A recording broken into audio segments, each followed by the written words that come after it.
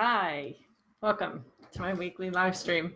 I'll wait for a few minutes till some folks come on, and a couple of things I wanted to share before we get going today. I've been getting a lot of emails lately from people who've been on my website or watching my videos or purchasing my courses, my online courses, and thank you so much for writing me. I just want to say thank you so much for the emails. It's always really validating.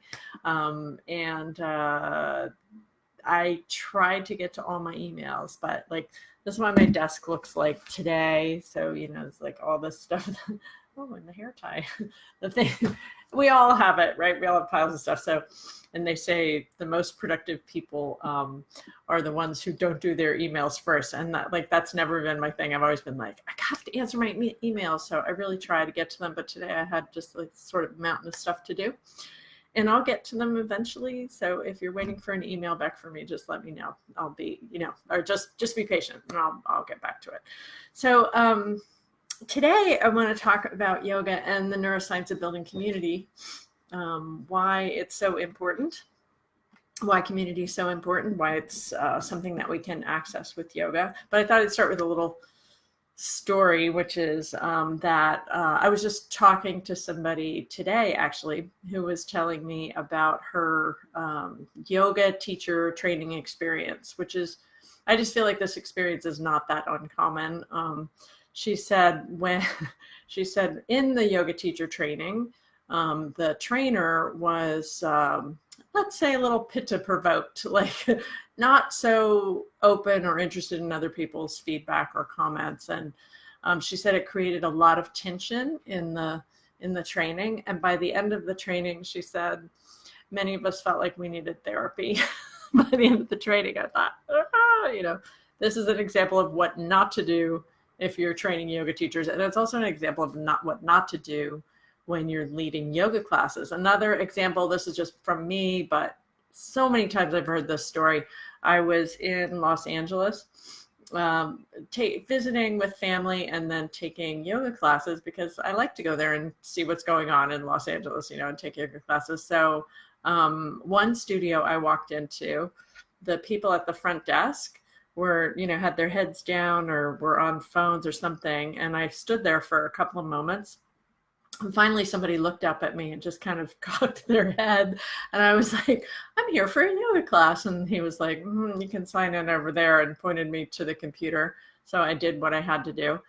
And then I came back to the front desk and I was like, oh, and by the way, I'm traveling, so I don't have a mat. And he was like, and he got up and he came back and he, kind of threw this filthy orange mat at me that was really dirty and said, you can use this. And it was a $5 charge or something. And I thought that, again, this is an example of how not to build community in yoga. And these stories are all too common in our communities. They're all too common in the yoga world. Fortunately, and I think they were even more common maybe 10 or 15 years ago.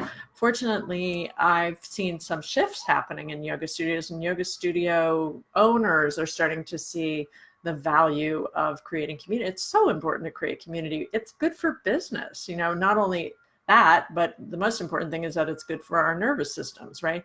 So let's talk about the neuroscience behind this a little bit. And I have to go back about almost 100 years to 1932, when there was this guy named Cannon. Can't remember his first name. Harold? Oh, I can't remember. Anyway, this guy named Walter, that's what it was, Walter Cannon, in 1932. He did the original studies on the stress response. And so he was looking at what do people do when they feel stressed and what goes on in their nervous systems, right? So he studied 100 subjects, and he came up with this idea that what happens when people get really stressed out is they go into fight or flight. They tend to have those two choices. They either fight the what's stressing them out, or they run away from it, right? Great. So 1932, this fight or flight response gets identified and it gets out there into the world. Let me tell you another secret about Walter Cannon. He studied 100 subjects and they were all men. The fight or flight response started to be called into question, particularly by some female neuroscientists. And so Shelley Taylor in 2001, I think she was at UCLA, but don't quote me on that, started to look into the fight or flight response and said, wait a minute, maybe there's another way of responding.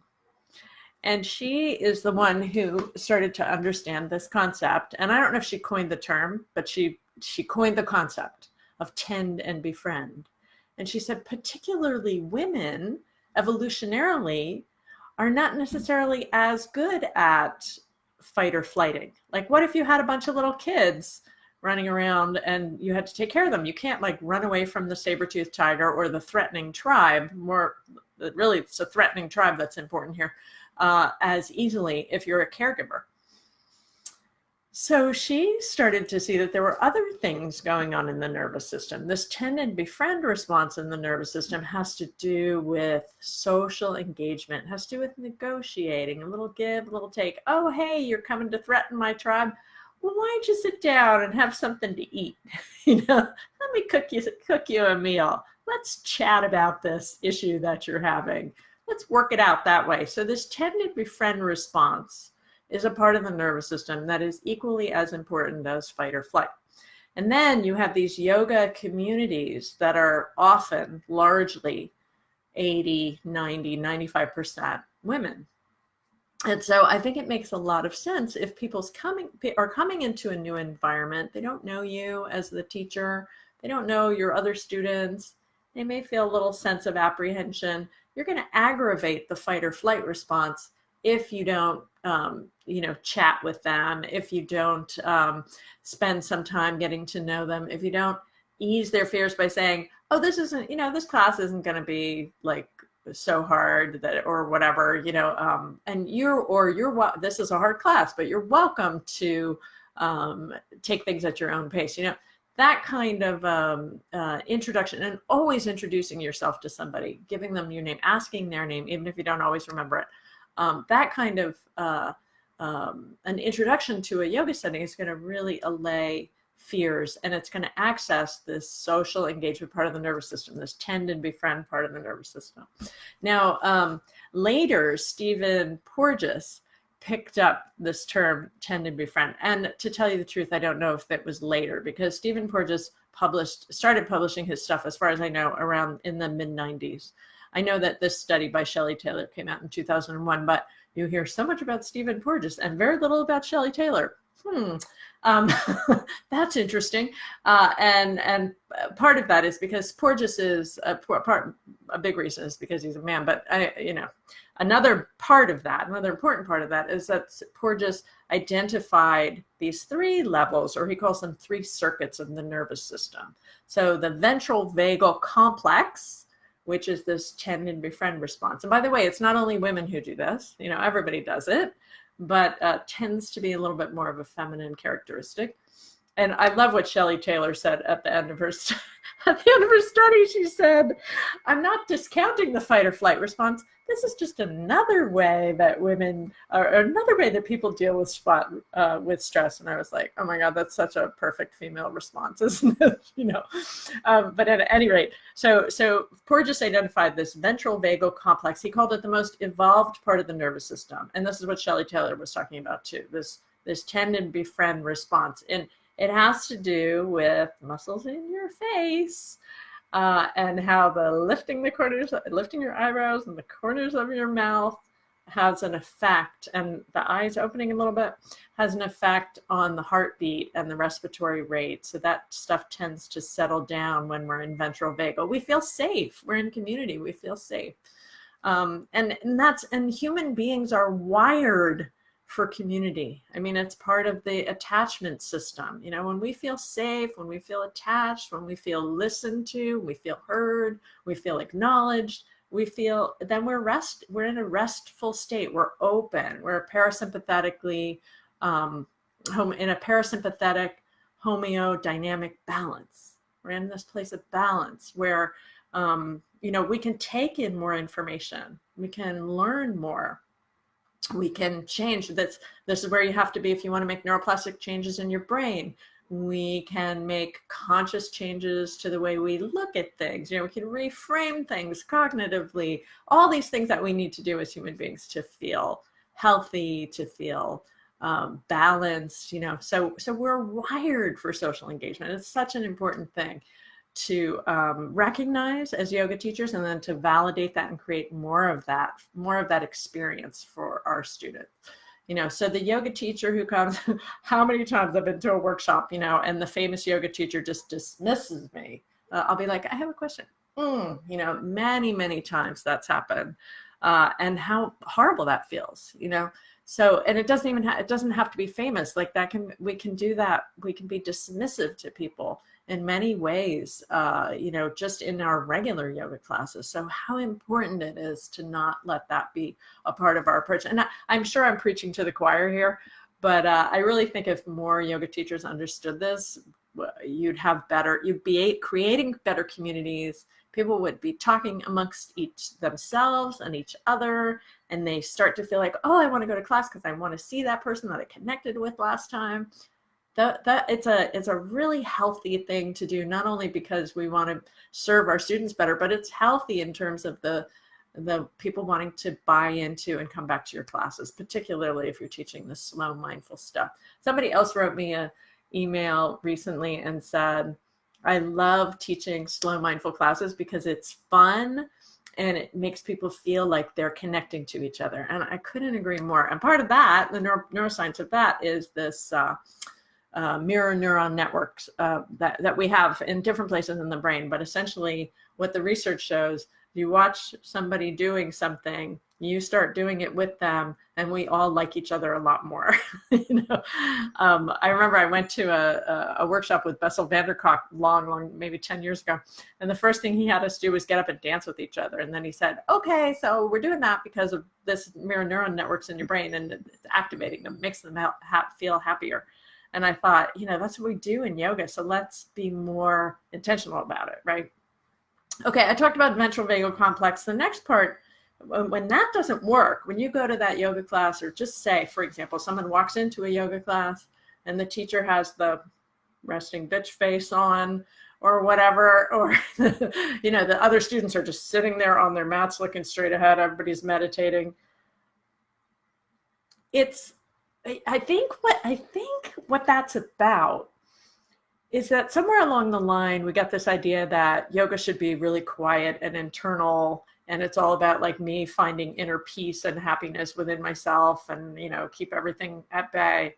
I think it has something to do with that, because I've seen it in yoga classes for the past 25 years. When I go to a class, there's often this like everybody should be quiet and turn it down. And now I'm not suggesting that there isn't something important about that, because I do think that can be a really great way to start classes many times. Particularly people are out there and they're so busy in their life, and then they just want a quiet place. Like, that's different. But when it gets to this place where it's almost what I would call avoidant attachment, right? Avoiding other people, that's when it's not healthy and starts to be pathologic. And for somebody walking into that, particularly someone who's never been to a yoga class, it can feel very, very stressful.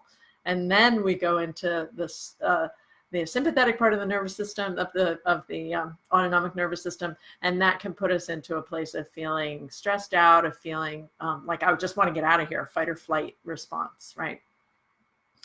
And so I just think it's really important to elevate the evolutionary response back up to ventral vagal when we can. Dorsal vagal, I'm not going to talk about that much today, but it's the third circuit of Porges's polyvagal theory. And basically that's when you can't fight or flight. And that's when you go into a freeze response, which often looks like dissociation. It can even look like fainting. And that's something different. We can talk about that when we talk about trauma, but I'm just right here talking about this, what's going on in terms of the neuroscience and in terms of creating better senses of community in our yoga communities, which I think is, I just think it's a really important, valid, and essential piece to keep in mind. So how do we do it? How do we create community? Here's some practical steps. One is make sure you introduce yourself to everyone who walks in your room, particularly if you've only seen them once or twice, you've never gotten their name, get their name. And it's also okay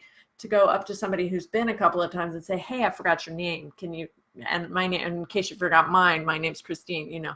So that's one big thing, and create that. Another thing that you can do in classes is take 2 minutes, and I've done this in many of my classes. I'll take 2 minutes at the beginning of class and say, I'd like you right now to take a deep breath and then take a moment and look around the room and make eye contact with somebody that you've never met before. And then just go introduce yourself to that person and give them a 1 minute introduction to you and yoga, why you're here, what you like about yoga. So tell them about you and yoga, and then they'll tell you. And I'll take 2 minutes at the beginning of class to do something like that. Very simple, but community building way of practicing, right? So introducing yourself, taking a little time at the beginning. You can also do that same thing at the end of practice, saying, what did you like about today's practice? What do you want to remember about today's practice? What are you taking home about today's practice? Something like that. And it's just a little 2 minute thing. Another thing that's worked well for me, and I know a lot of other yoga teachers do this, is I often like to bring tea to classes. You can bring little tiny paper Dixie cups with you if you like, and just have a little bit of tea at the end of class. That's a great way. Tea is a great way to build community, you know. And I really am I just think any way that you build community is a good thing to do in your classes. And so those are just a couple of little tips of things that I've done over the years. I've done lots of other things too, but those are some of the, oh, I know one more thing I want to suggest. One thing that I like to do sometimes in the middle of class when everybody's like really serious and internal, sometimes I'll put on music and we just start shaking it out or dancing around. And I like to do that in partners. Sometimes people are like, oh my God, I can't believe what she's doing. But more often than not, people end up laughing and having fun with it. So there's ways you can work with that to also create more community and create that, stimulate those mirror neurons and have that feeling like you're connecting. Okay, so I am going to wrap up for today, but I see a few comments. If you have a comment or a question, you're welcome to do that while I read these. So Audra says, ugh, I love this so much. Thank you. Thank you for being here, Audra. And thank you for being everybody who's here and who's watching today. Oh, okay, and Audra said again, I'm afraid to encourage them, I'm assuming you're meaning your students, to connect with others, as many of my students suffer from anxiety and I worry I may trigger them. Yeah, such an important point. This is not what I've been talking about, is kind of more general classes, but if you're working in the class and specifically anxiety is an issue, sometimes it can trigger them. One of the things I find when I work with people, because I work with a lot of therapists actually, and I find with therapists, psychotherapists, and I find with psychotherapists, it's often quite of an introverted group. It makes sense. They spend their day talking one-on-one to people about deep and meaningful things. They're introverts, right? Often, not always, I don't mean to be generalized, but often they're introverted. And one of the things I found that works really well is if I'm going to be sort of talking in the whole group as the whole group, that feels very threatening to people that are more introverted, but often one-on-one feels really validating and safe.